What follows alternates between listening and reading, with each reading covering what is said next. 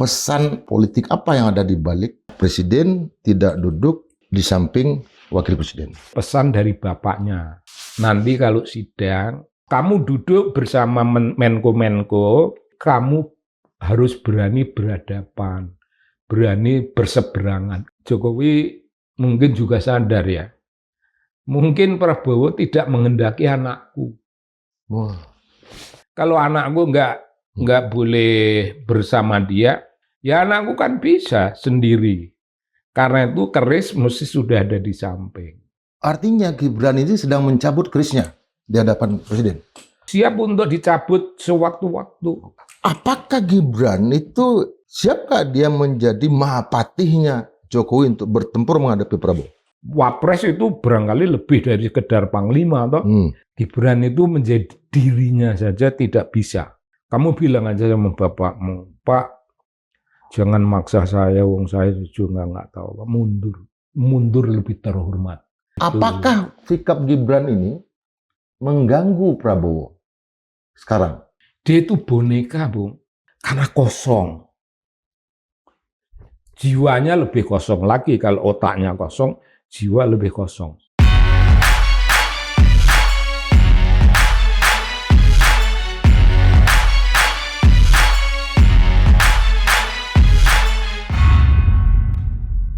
Sobat Manilog, dalam rapat Kabinet Paripurna ke-8 terjadi lagi untuk kedua kalinya Wakil Presiden Gibran tidak duduk di samping Presiden Prabowo Subianto. Ada apa di balik fenomena ini? Untuk melihat tafsiran politik di balik peristiwa ini, kita kembali menghadirkan seorang pakar, filsuf, dan juga budayawan, nggak tahu, tapi selalu mengatakan dirinya bukan siapa-siapa. Kang Muhammad Sobari. Selamat datang, beliau. Terima kasih, Bung. Bang, pesan apa, politik apa yang ada di balik fenomena ini? Pak Presiden tidak duduk di samping wakil presiden. Ini mempunyai arti simbolik. Nah, kita mesti menelusuri makna-makna simbolik dan simbol-simbol macam itu dari caranya orang antropologi dulu, boleh ya? Boleh. Orang antropologi itu memandang bahwa simbol itu hanya dimainkan oleh orang tua. Anak-anak enggak perlu simbol. Anak-anak menjerit minum, ya minum. Dan artinya ya cuma minum itu. Jadi kalau orang tua kan bisa lain. Panas ya ini, haus gitu. Nah, dia minta minum. Anak-anak minum. Jadi hanya orang tua yang main simbol. Dan orang tua yang main simbol itu dibingkai oleh suatu yang namanya tradisi ya. Kalau dalam antropologi itu cara berpikir kebudayaan, simbol itu berada dalam wilayahnya tradisi ya di lingkungan komunitas. Nah, simbol itu sekali lagi hanya orang tua yang memainkan. Itu untuk apa? Nah, bagi orang Minang nggak usah dijelaskan untuk apa. Karena orang Minang yang paling pandai berbicara tentang hal-hal yang sifatnya simbolik, yang sifatnya menyindir, yang sifatnya bicara halus. Nah, di Jawa ada hal macam itu. Di Jawa itu simbol itu ada dua level, Bu. Level pertama itu level anak-anak. Nah, kalau dalam bahasa Jawa itu namanya dupak bujang. Dupak itu artinya yang macam disepak gitulah. Disepak. Dibuang. Disepak pakai kaki. Disepak pakai kaki gitu. Itu ngomong kau nggak tahu selain cara ini. Kamu hanya tahu kalau ini caranya. Bujang itu orang level tidak sekolah, membantu apa segala rupa. Itu hanya memakai dupak bujang, itu ungkapan simboliknya itu kasar. Simboliknya itu sangat kasar. Dupak disepak, ditendang gitulah. Ya, macam gitu. Jadi ungkapan simbolik tapi kasar. Yang kedua itu namanya esem bupati. Esem bupati itu senyumnya bupati.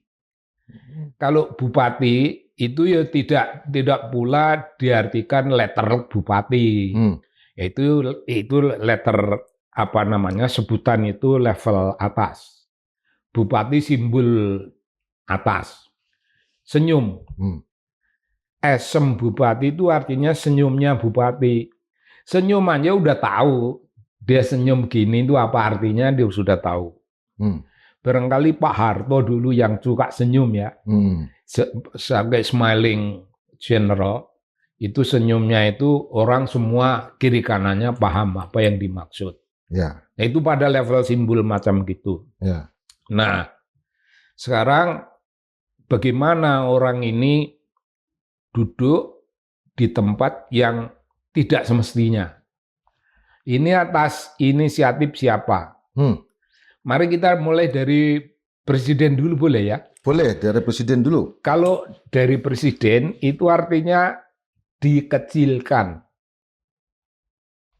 Si wakilnya dikecilkan. Itu juga ungkapan Jawa itu. Dicilikke. Cilik. Kamu mencilik, kamu itu nggak ada maknanya. Udah duduk sana aja lah, sana. Jangan dekat-dekat sama gua gitu. Meskipun orang istana sibuk mendebat, sibuk menjelaskan itu tidak ada. Itu soal teknis aja gitu. Tapi orang istana itu kan sumber resmi ya.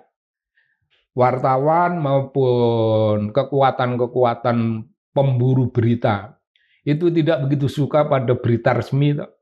Itu berita itu mesti dari lapangan, dari warga masyarakat yang tidak punya kepentingan apa-apa. Kalau dari orang resmi pasti menyembunyikan. Pasti dia bermain politik. Ungkapannya pun ungkapan politik. Pokoknya intinya itu tidak ada apa-apa. Saya nggak percaya pada orang istana, ya nggak, Bung? Ya. Baiknya kita nggak usah percaya. Jadi Prabowo kira-kira kalau Prabowo yang bermaksud itu artinya sana, anak-anak main di luar. Aku nggak tahu ungkapan Minang kalau anak kecil nggak boleh campur sama orang tua itu main sana. Di Jawa begitu. Kono-kono cah cilik, dulan. Main luar, nggak usah ikut sini. Ya, gitu. Ini forumnya orang tua-tua. Artinya si Gibran di Wapres, bukan Gibran, Wapres. Wapres dicilik. Ya karena realitanya memang cilik. Ya. Meaningfulness. Meaningfulness-nya itu jelas. Jadi dia mau ngapain coba? Dalam forum Prabowo bicara dengan para Menko itu, kan omongan itu tingkat tinggi. Membahas perkara umpama rahasia tingkat tinggi, umpama itu program, itu juga levelnya level tinggi. Ya kan anak itu kan tidak bisa dilibatkan dalam suatu diskursus formal, official, kenegaraan. Nggak bisa tuh. Jadi dalam hal ini saya mendukung presiden.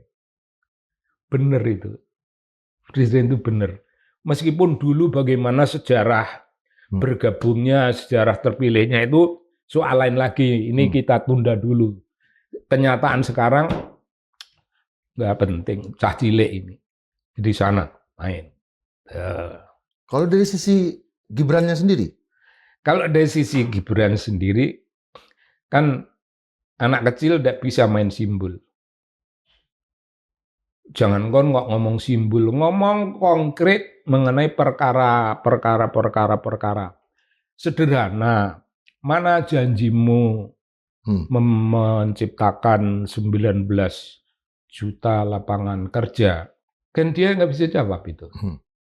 Untuk hal sesederhana itu, untuk posisi yang setinggi itu, nggak ada jawabannya.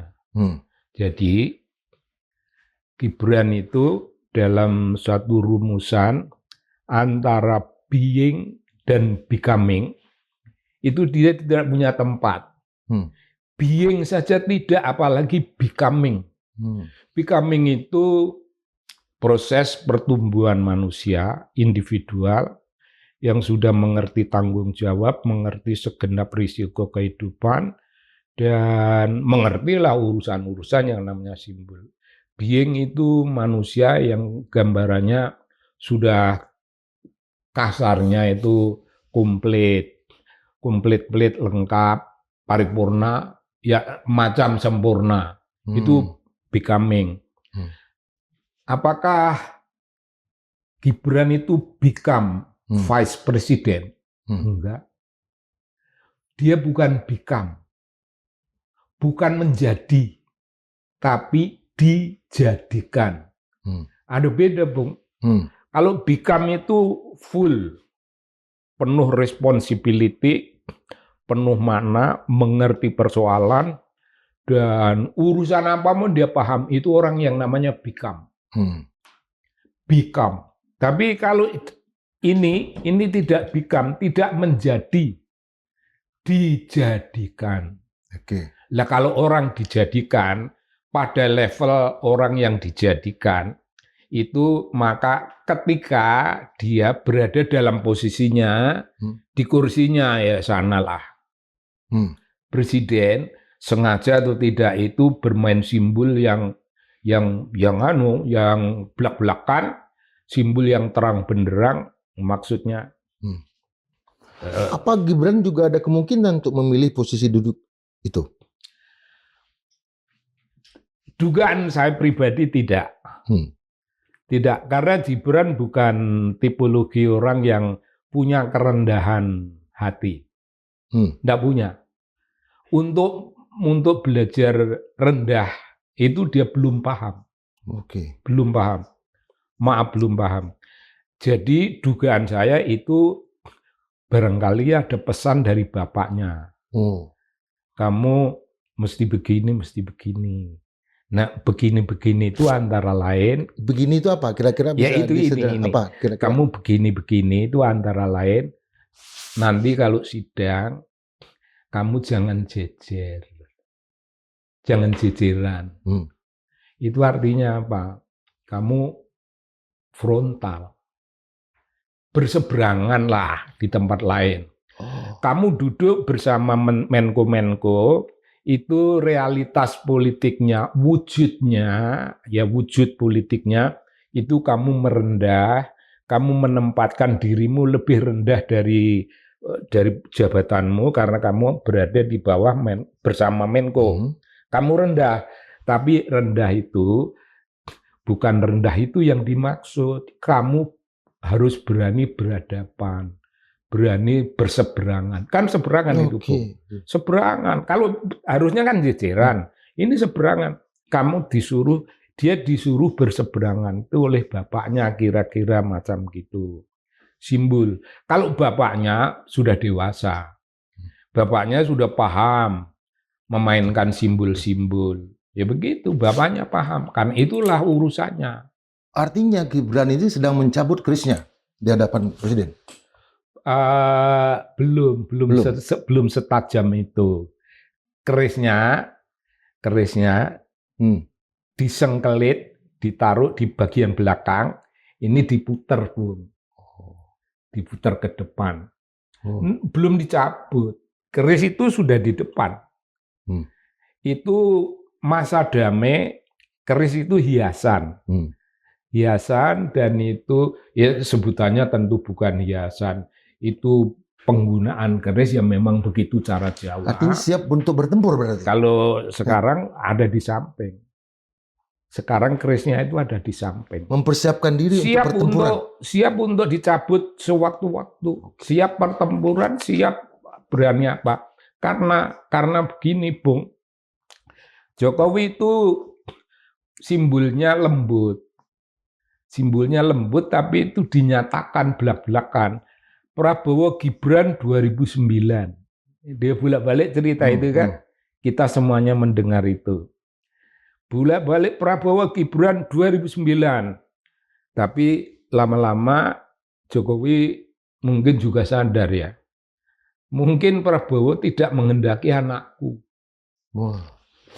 Ya karena nggak menghendaki anakku ya apa boleh buat. Ini suatu realitas yang memberikan tantangan. Jadi kalau anakku nggak boleh bersama dia, ya anakku kan bisa sendiri. Karena itu keris mesti sudah ada di samping. Nomor 1. Nomor 2, Jokowi kesana kemari itu ada 2 makna kira-kira, Bung. Ya. Satu makna itu Jokowi itu stres tingkat tinggi, cemas, stres, was-was tentang masa depan. Nomor 1. Nomor 2, dia melakukan tindakan. Itu siap-siap, sana mari. Tapi baru ke sana 1 kali, ke Lampung.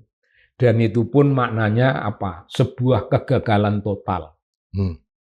Saya sudah membicarakan ini di dalam suatu podcast.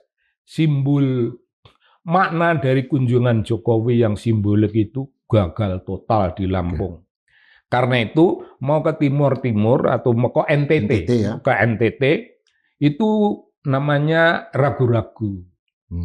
Ragu-ragu mau ke NTT. Tiba-tiba terpikir mau ke Jawa Tengah, tiba-tiba terpikir mau ke Jawa Barat. Itu kan karena stres dan dia tidak bisa fokus. Jokowi penuh ketakutan sekarang ini. Untuk sisi Pak Prabowo, apakah dia menyadari simbol persiapan untuk bertempur yang dilakukan oleh Gibran?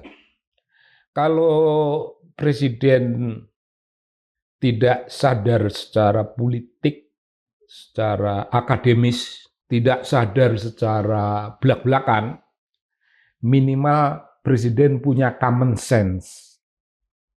Dasar pemahaman yang tidak usah akademis, yang tidak usah terang benderang, tapi ada sesuatu, ini dorongan dari bawah kesadarannya. Dorongan alam bawah sadar. Dorongan alam bawah sadar ini tetap penting dalam realitas politik.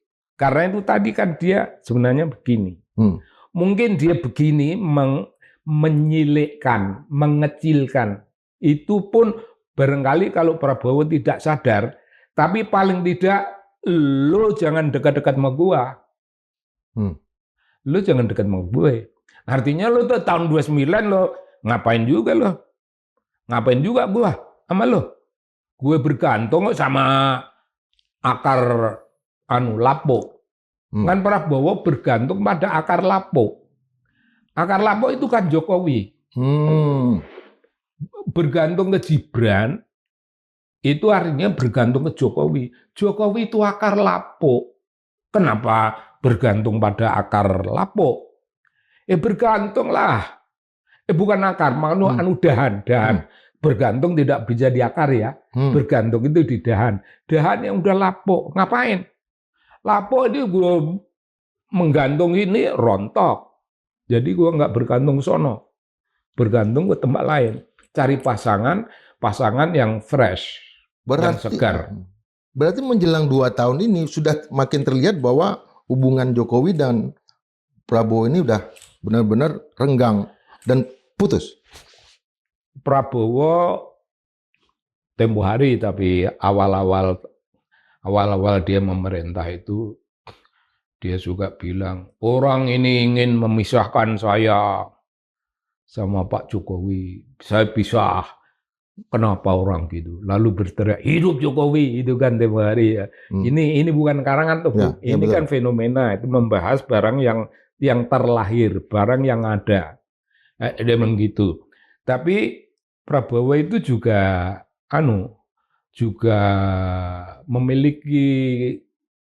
memiliki suasana kejiwaan yang tidak mapan. Satu sisi bilang Jokowi tidak boleh dipisah sama gua nggak akan bisa media. Tapi ada momentum dia bilang, gua nggak takut sama Jokowi kan. Orang bilang gue takut sama Jokowi, gua nggak takut. Ya artinya dia nggak takut. Gua nggak takut Jokowi, ya dia nggak takut. Itu bawah sadar, politik bawah sadarnya dia. Nggak takut sama Jokowi, itu karena dia mendapat tekanan kiri kanan, dipermalukan oleh kritik-kritik. Gitu. Kritik tidak mempermalukan, tapi mengingatkan. Gitu. Kritik-kritik mengingatkan, Prabowo takut sama Jokowi. Nah, watak kesatirannya bangkit. Gua nggak takut. Ya memang nggak takut. Tapi kan ya publik menilai hari ini bahwa panglima-panglima perang yang ditinggalkan oleh Jokowi di kabinetnya Pak Prabowo itu tidak satu pun yang berani diganti oleh Pak Prabowo. Apa yang terjadi? Oh enggak. Saya juga kecewa mengenai itu. Umpamanya Kapolri ngapain ditahan lama-lama. Itu kan menggantungkan kebijakan.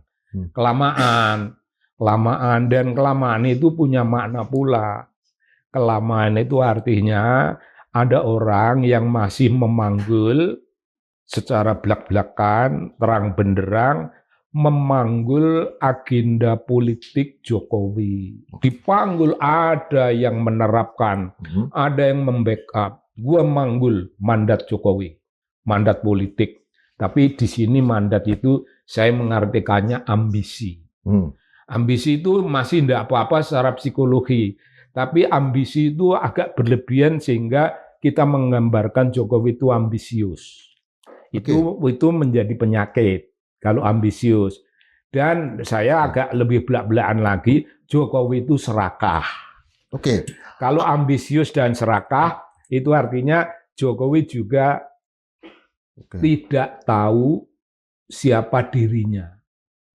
Nah, apakah sikap Gibran ini mengganggu Prabowo sekarang? Gibran kan nggak punya sikap. Orang boleh menganggap dia punya sikap. Enggak, dia nggak punya sikap. Dia itu boneka, Bung. Kalau disebutkan orang boneka, ini bonekanya si Anu, ini orangnya si Anu, ini boneka, dia boneka betul. Karena kosong. Jiwanya lebih kosong lagi. Kalau otaknya kosong, jiwa lebih kosong. Jadi dia bukan menjadi, sekali lagi, dia itu benda yang dijadikan. Apakah Gibran itu sekalipun bonekanya Jokowi ya, siapkah dia menjadi mahapatihnya Jokowi untuk bertempur menghadapi Prabowo? Begini ya, kalau saya ini agak belak-belakan, maka saya bisa bersikap belak-belakan itu karena dalam diri saya itu terdapat hal-hal yang ada pada diri segitu banyak warga negara Indonesia yang kecewa. Karena kekecewaan semacam itu, saya lalu memandang berdasarkan juga realitas. Kecewa ditambah suatu kenyataan. Gibran itu menjadi dirinya saja tidak bisa. Menjadi dirinya sebagai pribadi yang utuh belum bisa. Bagaimana pula kalau orang memainkan peran pribadinya belum bisa, disuruh memainkan peran panglima, lebih tidak bisa lagi. Wapres itu barangkali lebih dari sekedar panglima, toh. Tapi menjadi wapres, ya nggak bisa. Nggak ada wapres apaan yang begini. Ini merupakan suatu tamparan di wajah bangsa Indonesia. Setiap orang ditampar lagi. Wajah negara lah. Negara, andai kata negara ini punya wajah, negara ini ditampar oleh kenyataan ini. Dan ini lahir dari keserakahan. Satu sisi sebenarnya Prabowo tidak mempedulikan ini. Pokoknya yang penting gue jadi presiden. Melalui cara apapun. Nah, dalam dalil keagamaan, kalau seseorang itu memiliki cita-cita dan menempuh segala cara apapun ditempuh, itu menurut Pak Quraisy, seorang ahli tafsir, Profesor Quraisy Shihab, beliau bilang, iya kalau sebegitulah orang punya ambisi, maka ya Tuhan kasihan sama dia. Jadi dituruti, ya sudahlah, boleh kau jadi. Apa yang kau ingin jadi, jadilah. Oke. Tapi aku tidak akan memberimu bimbingan. Nah, Prabowo ini kayak gitu, menerima sesuatu tafsiran bahwa dia berjalan sebagai presiden tanpa bimbingan dari langit. Nomor satu. Nomor dua, itu tadi karena Prabowo punya ambisi besar. Yang kedua, ada ambisi besar lainnya. Orang yang tidak ingin selesai berkuasa, orang yang ingin tetap berkuasa, itu juga ambisi besar. Itu namanya ambisius. Itu antara kesadaran dan sakit-sakit lah secara psikologis. Ambisius. Nah, yang ambisius macam ini, orang tidak bisa lagi memandang persoalan secara jernih. Alat yang dipakai itu bukan alat. Ibarat kita memiliki alat sepanjang 1 meter untuk mengukur kedalaman palung Filipina 11.000 kilometer. Oke. Itu urusannya. Untuk jabatan Wapres, saya potong dulu. Itu ada minimal 2 undang-undang, di mana Wapres adalah Chief of Command-nya. Pertama, Undang-Undang Otonomi Khusus Papua. Wapres harus ada di Papua. Yang kedua adalah Undang-Undang IKN. Wapres harus ada di ibu kota baru.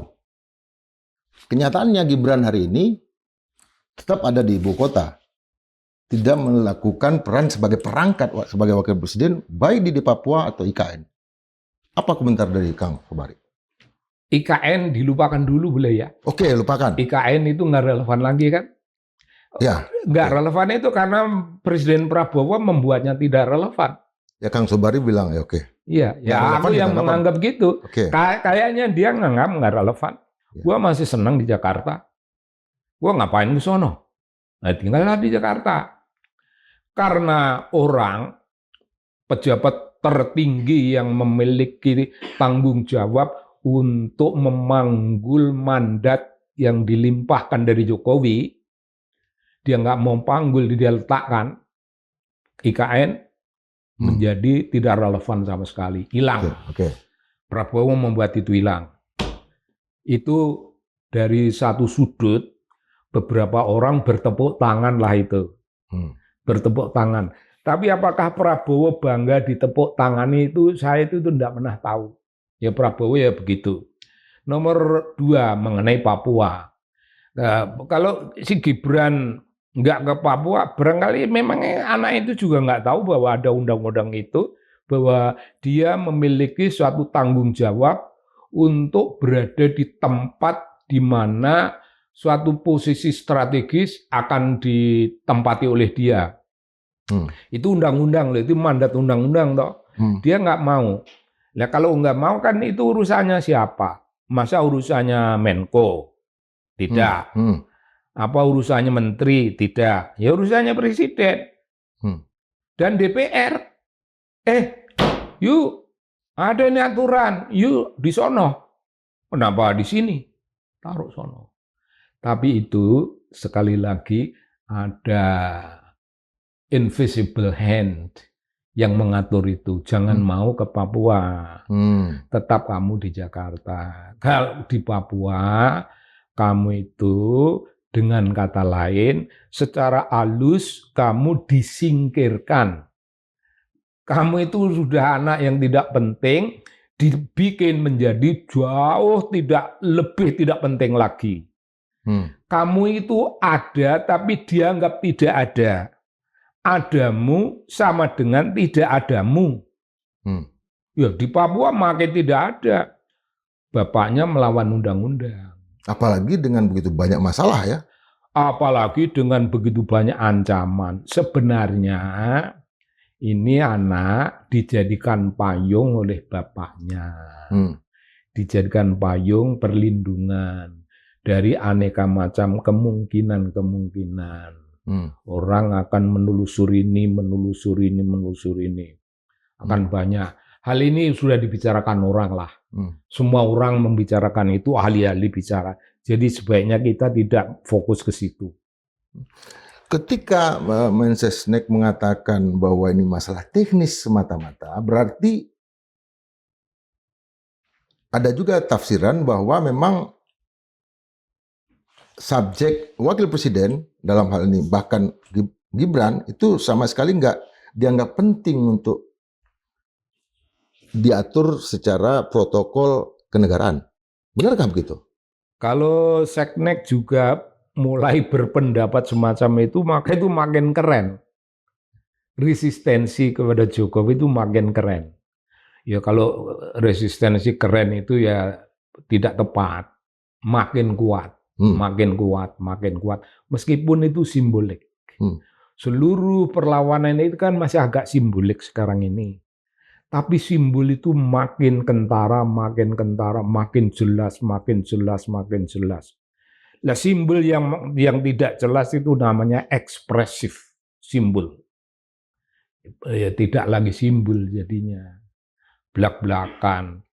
Jadi ketegangan antara semua orang udah ngomong, saya bukan ahli mengenai itu, tapi ketegangan antara Jokowi Prabowo itu tidak membutuhkan seorang ahli untuk menyatakannya. Belak-belakan terang benderang kan. Ya coba kita telusuri lagi agenda presidennya. Ketika presiden ada di panggung publik, rakyat misalnya menanam padi atau memanen padi atau berada di sekitar kegiatan dia di sana, tuh nggak ada wakil presiden diajak. Itu juga menunjukkan bahwa presiden juga tidak menganggap bahwa wakil presiden ini adalah simbol dari masa rakyat juga, publik juga. Bagi Presiden Prabowo, wakilnya itu simbol of nothing. Ya nothing lah. Prabowo sudah mengginikan itu melalui simbol tidak boleh duduk dekat dia tadi. Dan tidak boleh ketika dia bertemu rakyat. Tidak boleh ketemu rakyat. Bukan ketika presiden bertemu rakyat, maksud saya itu tidak boleh ikut. Itu lebih keren lagi, lebih keras. Simbol penolakannya itu lebih keras. Meskipun mungkin Prabowo juga tidak terlalu bermain simbol macam itu. Tapi ada sesuatu yang namanya politik bawah sadar. Kalau orang tidak boleh bilang insting ya, tapi kita bilang insting aja. Dia punya insting macam gitu. Sixth sense. Sixth sense-nya Prabowo, common sense-nya Prabowo mengatakan ini bocah cah cilik ini ngalang-ngalangi, ngeribeti. Ditaruh di belakang dia narik-narik, gundeli, memberati di belakang, ditaruh di depan dia ngalang-ngalangi. Itu anunya, ungkapannya. Itu serba salah ya? Serba salah kan? Di belakang dia narik, dari belakang, di depan dia ngalang-ngalangin. Jadi gimana ini? Ya, dipindahin aja. Dipindahin, jangan dekat-dekat sama gue. Gue nggak ada hubungan sama dia.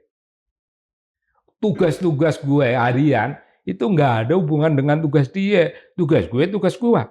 Nggak perlu ada dia. Ngapain? Nah, kayak gitu, Bung. Kira-kira, Bung. Bagaimana dengan para pasukan apa yang dibilang? Di sekitar Gibran kan juga ada menteri-menteri yang loyalis Jokowi. Di kabinet juga banyak.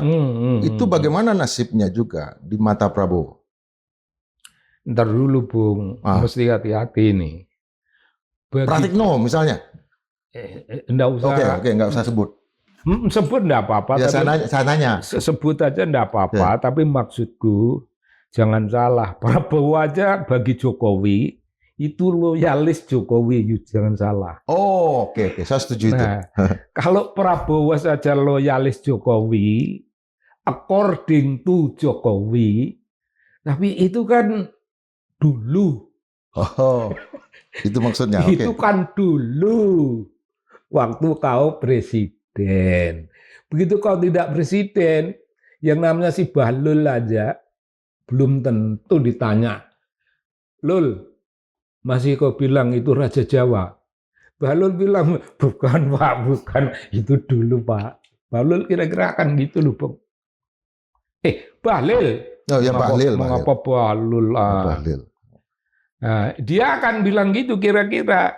Tapi Bahlil kan cah cilik, ya Ya cah senior, makanya saya tanya, Pratikno kan teman saya juga, teman kita. Gimana posisi seorang Pratikno misalnya? Saya harus tanya ini, agak tegas. Ya posisi Pratikno ini begitu Bung Pratik, Mas Pratik. Mangru tinggal, bahasa ini bahasanya dia ini. Mangru tinggal, mau begini kok alangan, mau begini kok juga tidak tepat. Itu Pratik dalam posisi psikologi macam itu. Bener Bung, mau ngomong bagaimana, tidak ngomong, ya gimana. Gitu lah, jadi ngomong gimana, nggak ngomong gimana. Serba urusan ijazah yang paling jelas. Orang sudah menuduh begini ini mastermind, begini. Makanya beliau diam 2000 bahasa. Gitu. Diam. Ya. Karena beliau kalau ngomong nanti mengkhianati Jokowi, tidak bagus.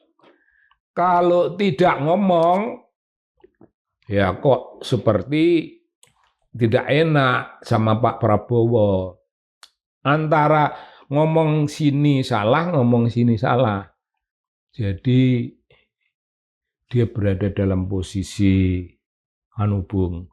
posisi orang mateng dalam politik, memainkan simbol ketidakjelasan posisinya.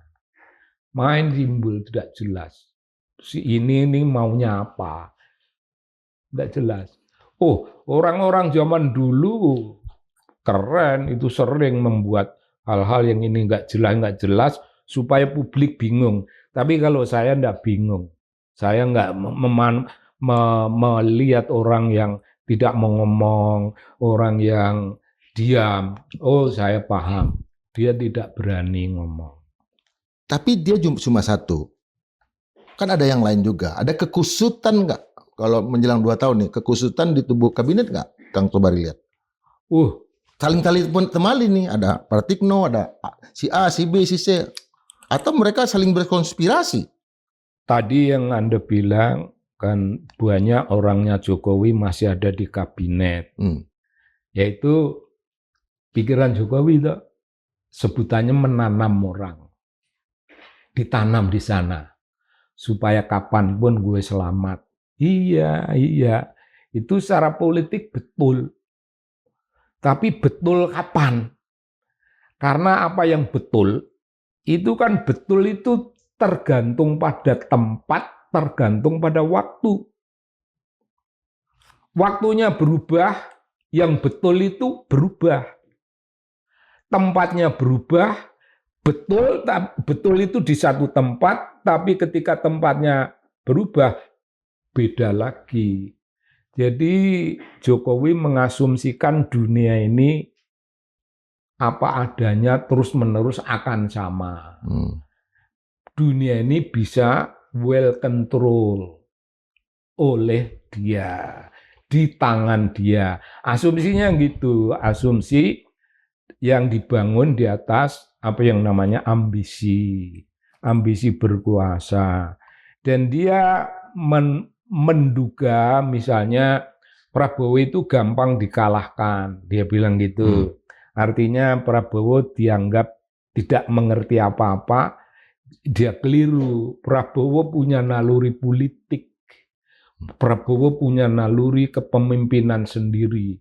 Orang yang punya naluri kepemimpinan mau dipimpin, itu biasanya konflik, pertama mungkin konflik nilai.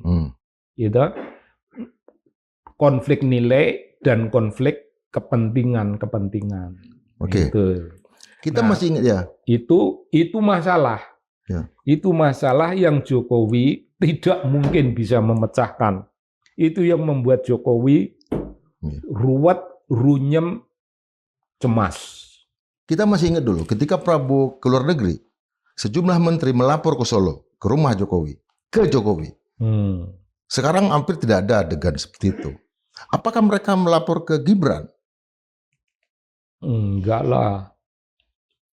Mari kita duga-duga, Bung. Menteri-menteri yang lebih senior itu pasti nggak ada yang memandang Gibran. Yang lebih senior ya. Ini senior dulu. Senior itu pengalaman ada, wawasan ya kurang lebih ada. Memandang anak ini bocah kecil tanpa pengalaman, tanpa pengetahuan. Ngapain gue mikirin dia? Ngapain gue dekat sama dia? Ngapain gue tanya sama dia? Kalau gue mau nanya, gue nanya sama diri gue, daripada menanya sama dia. Nah, kayak kira-kira gitu yang senior. Adapun yang junior itu lebih junior dari Wapres nggak ada. Nggak ada. Tapi itu menteri yang tidak terlalu senior dan menjilat. Nah itu adalah yang masih mendekat-dekat dia, itu memainkan politik confusing. Confusing apa? Kiblatnya dia itu confusing, tidak jelas, meragukan. Lu ngiblat ke sono sebenarnya kagak, ngiblat ke sini kagak. Lu mau ngiblat di mana? Simbolnya ke sana enggak, ke sini enggak, tapi sebenarnya ada pilihan, ya mesti ke sini. Kiblatnya kepada kekinian, kiblatnya kepada orang yang memiliki kekuasaan real. Real itu artinya dia bisa memecat, dia bisa mengambil tindakan. Kalau ke sana itu semuanya sudah sangat simbolik. Jokowi marah ya marah simbolik, ya ngapain juga. Masa mau disantet? Enggak bisa. Ya tapi kesannya kan juga nanti bisa dibikin semacam apa ya, publik menjadi empati seolah-olah Gibran ini kesepian, nggak ada yang mau berteman sama dia. Nanti empati juga kan pada akhirnya. Publik kita kan publik yang mudah untuk terharu. Enggak. Sekarang enggak ya? Karena sudah begitu banyak ini. Enggak usah sekarang, ya dari dulu pun sebenarnya ada logik yang tidak begitu. Ada banyak hal yang gampang terharu kalau kepada kebenaran. Kalau orang pandai, orang baik, orang jujur, disia-siakan, empati datang. Tapi kalau orang yang nggak ada gunanya, dasar wong bodho lu ngalungo, kan sebutannya gitu. Wong bodho lu ngalungo, kegunaannya nggak jelas. Rakyat paling kecil sekalipun, rakyat yang paling tidak tahu politik sekalipun, pahamnya apa? Ya udah biarin aja lah, memang nggak ada gunanya, ngapain juga. Dia ngeblok ke Prabowo loh dalam hal itu. Ya gue nggak milih Prabowo, tapi dalam hal ini dia benar. Ya ngapain juga dia menggunakan wakil yang tidak bisa mewakili. Wakil itu kan harusnya bisa mewakili, Bung. Mari kita tes aja. Ya, banyak lah. Ini kan? Banyak nih. Iya. Itu foto-foto itu semua. Mewakili. Nggak pantas lah ya, Pak? Nggak pantas kan? Sekarang Prabowo punya pemikiran. Apakah si bocah ini bisa mewakili pemikiran Prabowo ini? Prabowo jauh lebih tua, bahkan lebih tua dari bapaknya, iya kan? Lebih tua dari bapaknya.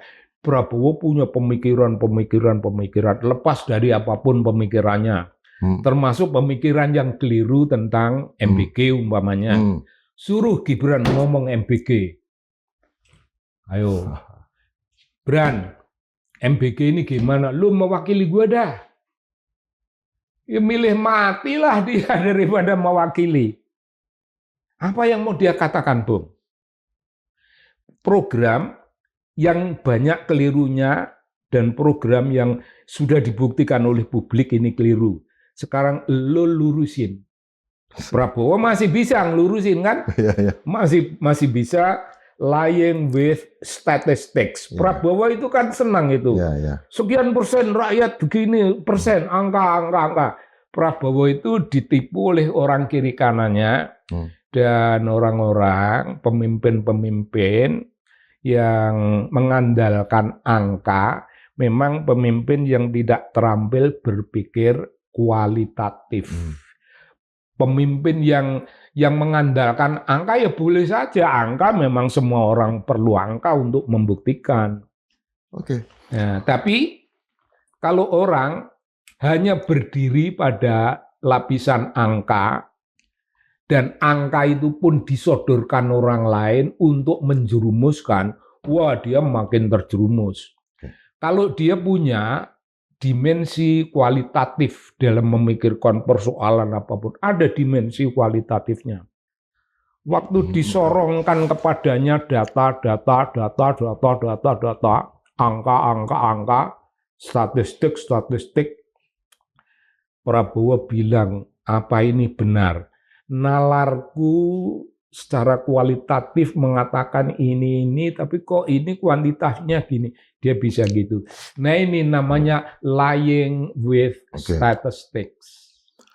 Saya pribadi nih, ingin Kang Sobari agak positivistik. Seandainya Kang Sobari adalah seorang mentor politiknya Gibran, apa yang Kang Sobari akan katakan kepada Gibran untuk posisinya hari ini? Seperti yang kita ceritakan tadi. Ini diasumsikan. Seandainya ya, diasumsikan Kang Sobari adalah seorang mentornya. Yang sayang sama dia, iya. tapi juga ngeri sama posisi dia yang sekarang. Apa? Yang supaya agak positivistik. Nasihatnya ya.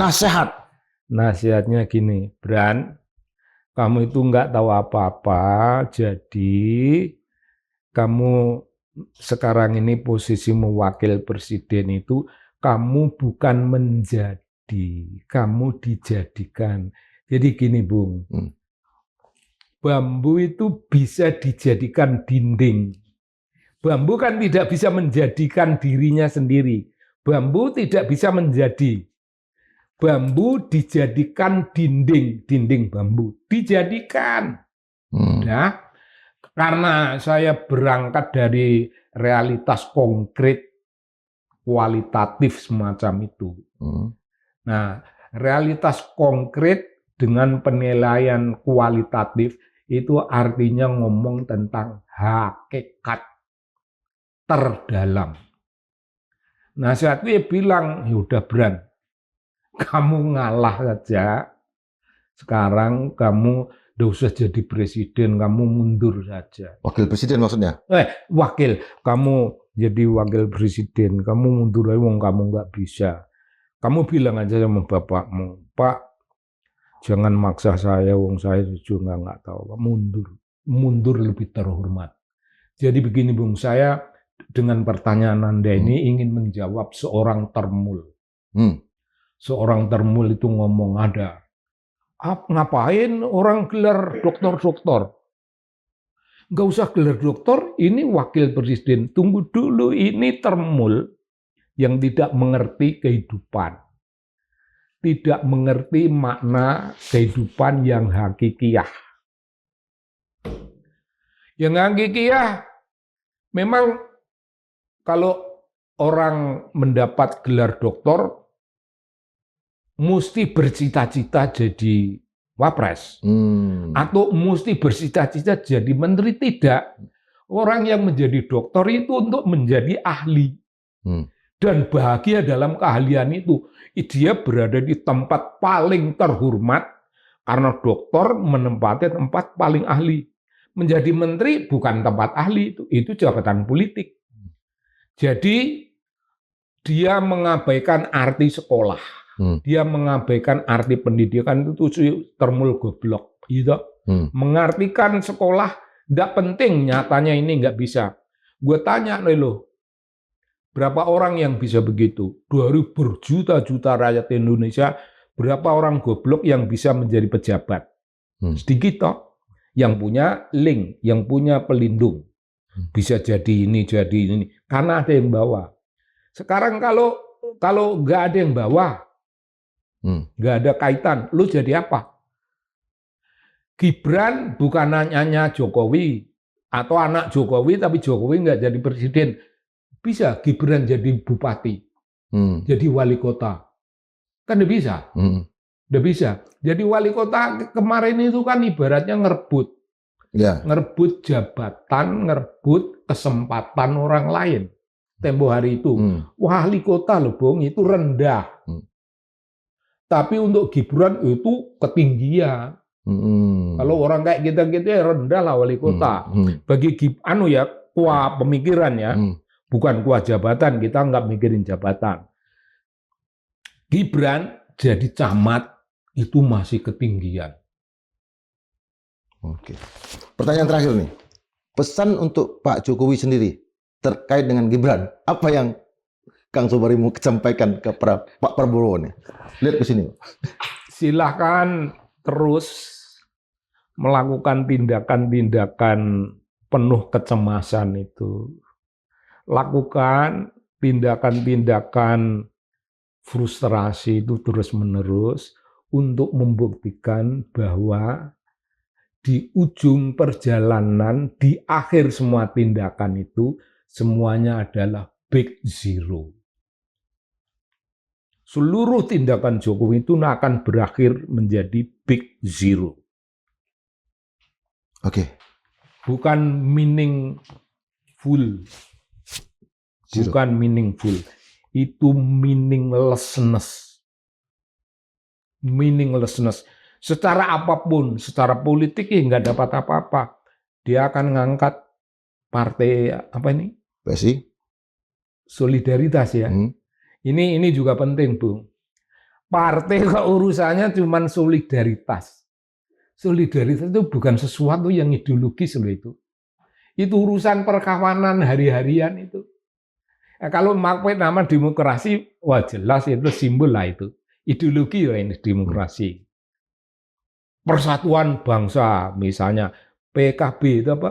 PKB Partai Kebangkitan. Nah, bangsa. Kebangkitan.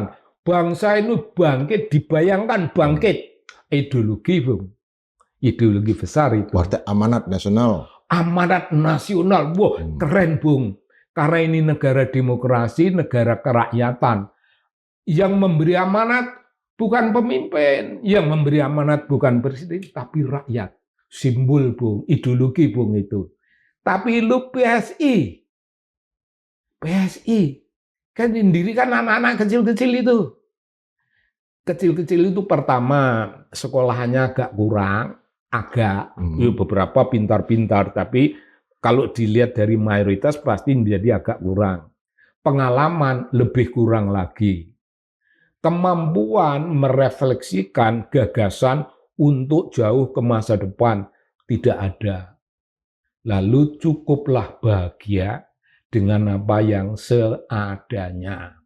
Mari kita bayangkan Partai Sosialis Indonesia, PSI, yang asli kan itu. Ya. Sosialis, gagasan tentang sosialisme ala Indonesia.